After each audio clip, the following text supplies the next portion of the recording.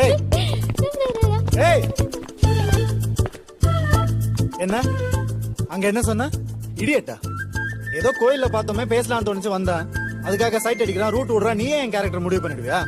hello நான் அந்த மாதிரி ஆள் இல்ல சேம் காலேஜ் விசாரிச்சுக்கோ பின்ன நீ மட்டும்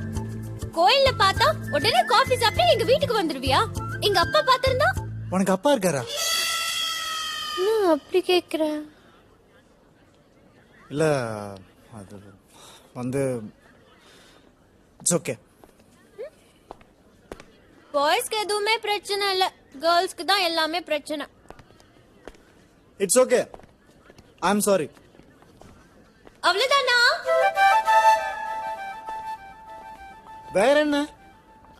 சும்மா 4 வார்த்தை முடிஞ்ச ஒரு கப் காஃபி